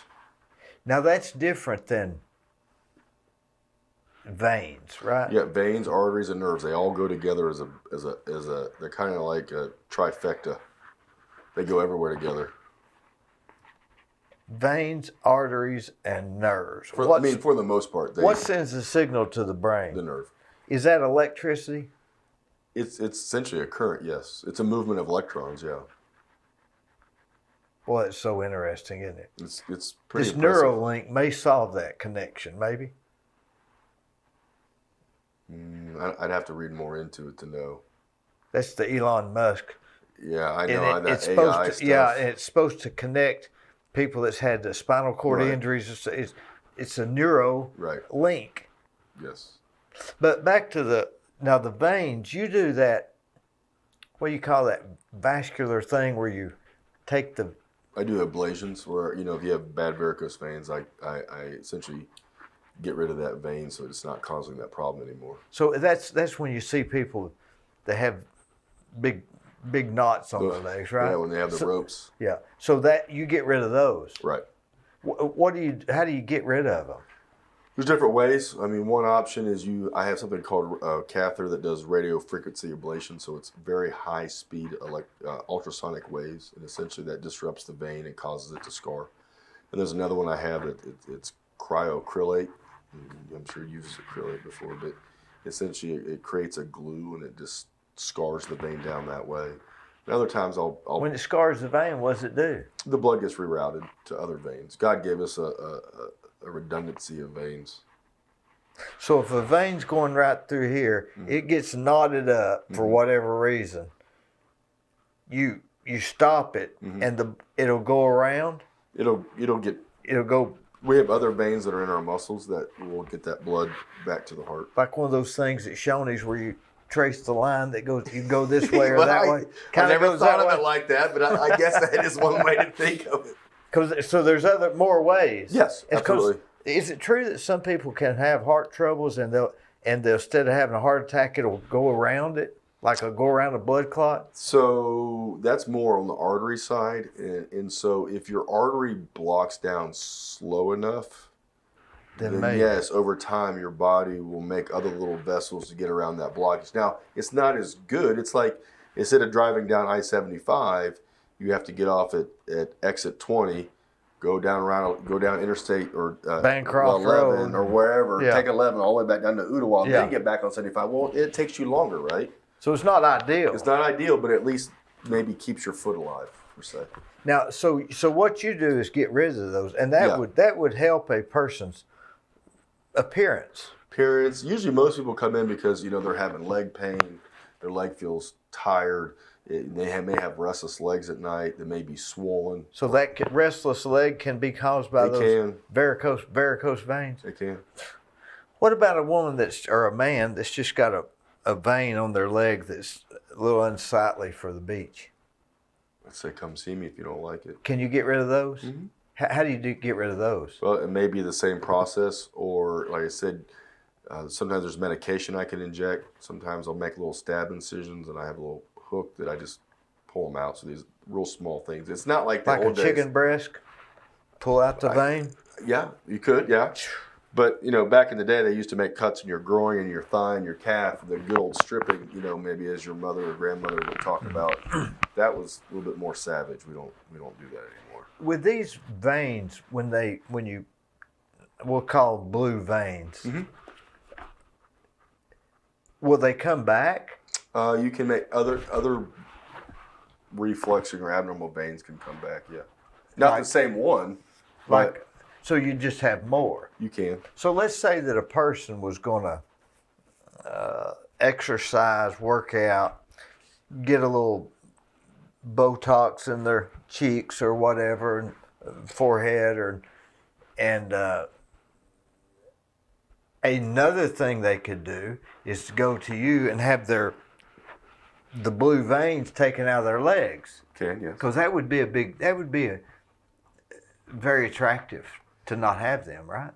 Yeah, there's people come to me that don't want to wear shorts and either wear pants or long skirts. So, do you have anybody that comes that's just got a very minimum amount, and you're thinking, why are we doing this? Well, I mean, it's the eye of the beholder, right? It's the person. Some people just want these few little ones gone. And Like 10 or 20. Yeah, and other people come in and they're all over their legs. So I see a whole gamut. Are they little bitty things that you think, man, what's this done? I can't even notice this. Get a tan. Well, sometimes a tan will help. But yeah, I mean, they're like spider veins. Spider veins. That's what I was trying to say. Yeah. Can you get rid of them? Mm-hmm. What does that cost? Get rid of a spider vein. Well, do it soon because I'm about ready to go up in price. But it's like $150 for a syringe, and that'll take care of a fair amount of them. Boy, that's incredible. How long have they had that? This medication's been out for a while. That's almost like a plastic surgeon's thing, because you think of a plastic surgeon doing stuff that's just for attractiveness. So that's almost like a whole separate business in a sense, isn't it? Yeah, I mean, insurance doesn't cover it, so you have to pay for that out of pocket. So the varicose veins insurance will cover, but the spider veins you have to pay for yourself. Well, that'd be a good business, good thing for most people get them on their legs. Wonder why that is. because you're thinking of more pressure. So when you're standing or sitting, that blood has gravity pulling it, trying to pull it back down. And so especially women that have standing job. I mean, some men get them. Cashier, yeah. So The why cashiers, why I is work it on a- that men don't get them, or do we just not care? We got hairy legs. Yes. All Hairy those legs? reasons. Men don't care, typically. The hair may cover it. Men don't carry babies. Babies, I love babies. I love my kids. The strain. But there's a lot of pressure on the veins. Oh. And so, if you talk to some women that have them, I had a little bit on my first pregnancy, then my second pregnancy, and then my third pregnancy. They just got horrible. And it's just from the stress of, But why worry about that? Just go get a couple of syringes from you. Well, I mean, they're welcome to. Again, I could talk to 10 people with the same legs, and I may get 10 different, just do it below the knee. That's all I care about. Or I don't want them done at all. Or I want everything done. I mean, you can get different answers. So I just tell my patients, I say, I'm happy when you're happy, and I'm not happy if you're not happy. So you just tell me what you want to do. So I had a dozer man one time. I said, how much is it going to cost? He said, we'll go until you're happy or broke. That's kind of pretty good open-ended. answer. Yeah, that's kind of open-ended, though. That's I'm not sure I would want that. But In other words, he's going to stay till one or the other happen. I got you. So But how much per hour is it charging yeah, right, you? yeah. Is it 80? Is it 120? Now, the varicose veins thing, that doesn't really come into the, what do you call it, Hippocratic oath. Hippocratic oath, Yes. right? It doesn't really come into that. Well, I think anything that I do where I'm treating patients, it does to some degree. I mean, I think you are, first don't want to do anything to the patient. I mean, things happen. I don't like that. And then, yes, you're trying to help them out. So if they're coming to you for a need, you want to, and now if you can't do something per se, then I tell them I can't do that. But if you can help the patient out, then yeah. But the Hippocratic oath, that wouldn't be, is that what you call it? Hippocratic, yeah. Hippocratic. So that's just more in the realm of cosmetic, I guess. It is cosmetic, but I mean, if you went for a facelift, Can you do those? I don't do those. Could you? No. Was it just totally different? Yeah, I mean, it's a real procedure with potential problems if you don't do it right. But yeah, I was never trained on it, so I would not be like. You'd probably know how to take some skin off I and can sew take it up. skin off and sew it up, but that's not how you do a real facelift. You wouldn't want you to do a facelift. No. You wouldn't know that. No, not unless you just don't want to be happy. Yeah. But yeah, so yeah, and a lot of all the vein stuff is nice because we can do everything in the office. You don't have to go to the hospital or anything Yeah. like that. So Let me ask you this question. What's your first name? Eston, How do you spell that? Eston. Is that a common name? I don't believe I've heard that. I don't think so, but apparently Gwen told me he Have you had heard a that, relative. Gwen? Isn't that something? I don't know which is more odd, Eston or D. Yeah, I don't know that I've met a lot of. Mostly females are D. I bet there's not any female Estons. Not that I'm aware of, but I don't know a lot of Estons either, so I don't know. What's your typical Saturday night in Cleveland, Tennessee? Probably at home. Are you more of a go to Chattanooga and eat at J. Alexander's on Saturday night, or are you more of a let's stay home and watch Gunsmoke? I will say, as I've gotten older and this and that, I'm more of a homebody. But we do like J. Alexander's. It's actually one of our two favorite places in Chattanooga. But it's a little chaotic. A little bit. We try to get there a little earlier now. Call try to early? get there 6:30 and sit and all the people waiting. But it's that or St. John's a couple times a year. I like St. John's. J. Alexander's, you get there as early as 6:30 Or before that, yeah. on a Saturday night, Try, yeah. and then just home, or do you go to the movies? Go home, or because we have the 3 kids, and so maybe we'll go do something on the way home, or maybe since we're down there by the mall, maybe go over to Hamilton Place. Just walk around. Well, no, we usually go. I don't typically go to walk. I typically go to So there's fun. something. There's a reason. Yeah. Or go to one of the sports stores or whatever. What about the movies? I don't go to movies much. You hadn't seen that new. What's that new one? I did see Top Gun Elvis. too. I'd like to see it. Was it good? Well, see, I liked it. Sorry, I hit the mic. I liked it because it had a lot of nostalgic things that it brought back from the first one. Did they show scenes from the last one or anything? No, not really, but they referenced different things.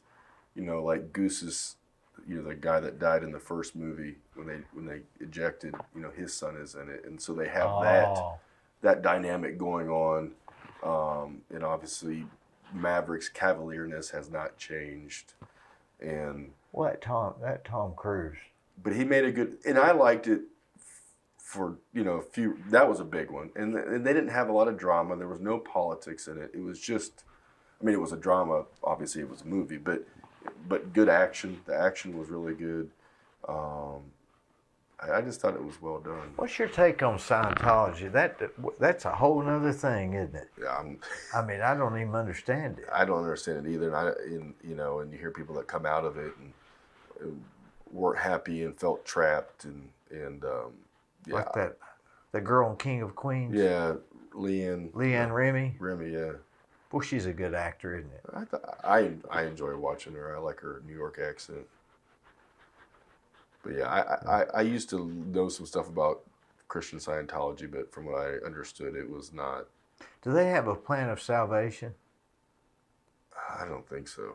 If they don't have a plan of salvation, or they might have a thing that they believe happens with your death. To me, the only plan of salvation is Jesus Christ. So anything outside of that, to me, is fake.